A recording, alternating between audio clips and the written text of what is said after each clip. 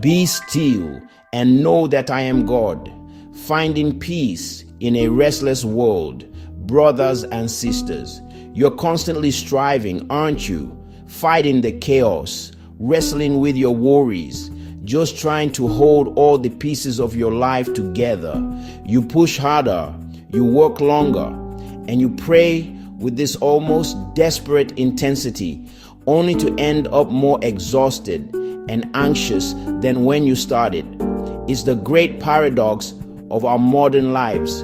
The harder we fight for control, the more it just slips through our fingers, leaving us breathless and totally overwhelmed. But what if the answer isn't to fight harder? What if the secret to the peace you're so desperately seeking isn't found in a battle, but in a surrender? In a world that's screaming for our attention, there's this ancient countercultural wisdom in Psalm 46 verse 10 that holds the key. It's an invitation not to do nothing, but to take a powerful action that can finally bring you peace. Be still. Section 1. The modern struggle. Let's be real for a second. Living in this world can feel like being on a treadmill that's always speeding up. There are financial pressures, career instability, the constant of notifications, and the curated perfection on social media that just whispers, "You're not enough." We're a generation drowning in information but starved for wisdom. Our days are just filled with noise, and our minds often sound the exact same way. I know this feeling all too well. There have been seasons in my life where anxiety was my constant companion, where my to-do list felt more like a list of enemies I had to conquer, and my prayers sounded more like battle plans than actual conversations. I was a pro at white-knuckling my way through life, convinced that if I could just organize enough, plan enough, and control enough, I could finally find some peace. But it never worked. All my striving just dug me deeper into a trench of exhaustion. My attempts to control everything only made me more afraid of losing it. This constant striving feels like a weapon we're using against the chaos. But have you ever stopped and asked yourself, what if we're using the wrong weapon? What if God is inviting us to just lay our weapons down? Section 2. The ancient secret, the true meaning of be still. So when the Bible tells us in Psalm 46, verse 10, be still and know that I am God, what does that really mean? For a lot of us, a be still makes us think of sitting silently or just being passive. But the original Hebrew reveals a much more profound and active meaning. The word used there, Rapha, literally means to let go, to release, to relax. In a military context, it meant to drop your weapons. Think about that for a second. To be still is to stop fighting. It's an invitation to take your hands off the very situation you've been trying to force into submission. Imagine you're in a relentless tug of war with your anxieties, your fears, and your circumstances. You're pulling with all your might, muscles straining, breath getting short. To be still is to simply drop the rope. Now, this isn't an act of defeat. It's a profound act of faith. It's a conscious choice to surrender. And surrender isn't about giving up. It's about giving it to the one who is infinitely stronger, wiser, and more capable than we are.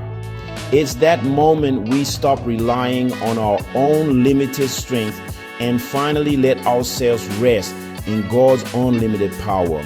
It's admitting that our own efforts often just create more noise and anxiety.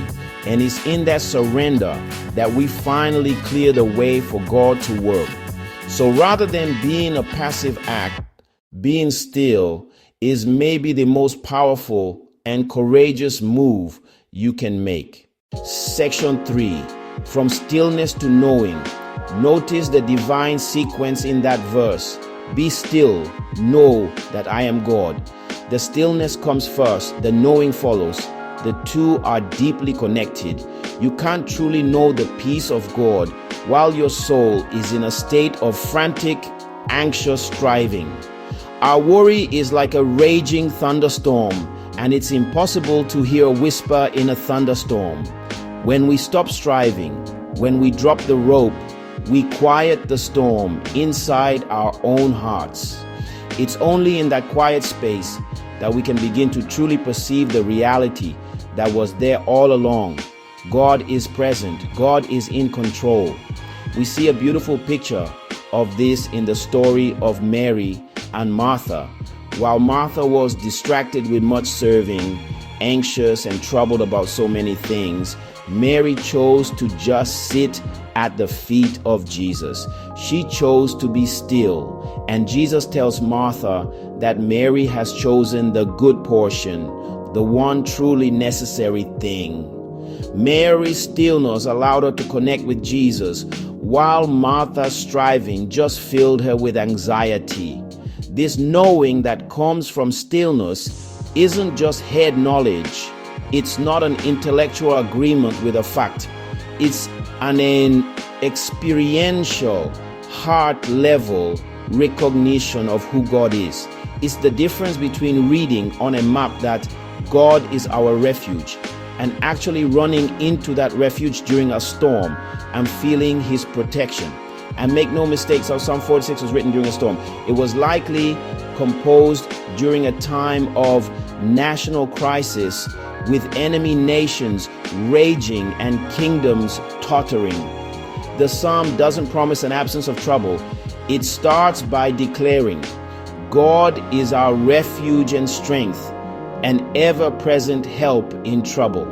The peace it offers isn't the peace of perfect circumstances, but the peace of God's perfect presence, our imperfect circumstances. Section 4. Guided reflection, a practical application. This all sounds wonderful in theory, right? But how do we actually this? How do we find this stillness when our heart is pounding with anxiety, or when our mind is racing with 1,000 worries in the middle of the night? Let's try something together right now. This is a simple practice based on the words of Psalm 46 verse 10. It's a way to move this truth from your head into your heart. I want to invite you to find a comfortable spot. You can close your eyes if that helps you focus. Let's take a deep breath in, and as you exhale, just release the tension in your shoulders. Just sit in that stillness for a moment. Feel the rhythm of your own breath. You just did something powerful. You chose to intentionally quiet the noise, to release your striving, and to anchor your mind not on your problems, but on the presence of God. You chose to be still.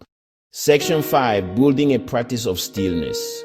This little exercise isn't a one-time fix, but is a tool you can use to start building a spiritual discipline of stillness. It's about creating intentional space in our lives to stop our own work and trust in God's work. A lot like the principle of the Sabbath. It's a declaration that our worth isn't tied to our productivity, and our security doesn't depend on our own efforts.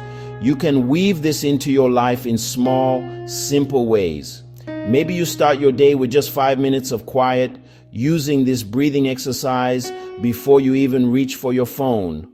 Or when you feel a wave of anxiety rising during the day, you can pause, take one deep breath, and whisper to yourself, be still.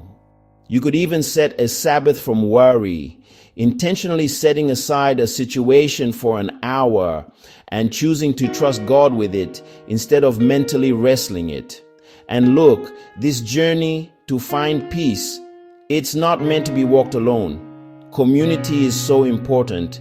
If you feel comfortable, I want to invite you to do something.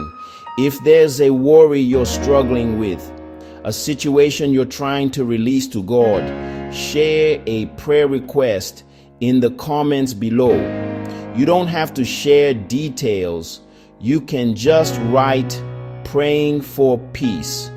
Let's create a space where we can support and encourage one another. And if this message resonated with you, please consider subscribing for more content on finding faith in our modern world, and share this with someone who you think might need to hear this invitation to be still today. The peace you're searching for won't be found by fighting harder, striving more, or trying to control every detail of your life. It's found in the quiet, courageous act of surrender. It's discovered when you lay down your weapons of worry and anxiety, and in that holy stillness, you finally come to know the unshakable presence and power of the God who is and always has been with you. So I want to leave you with this blessing. May you cease your striving. May you release your grip. And in the sacred stillness, may you deeply and truly know the peace of God that surpasses all understanding. Amen.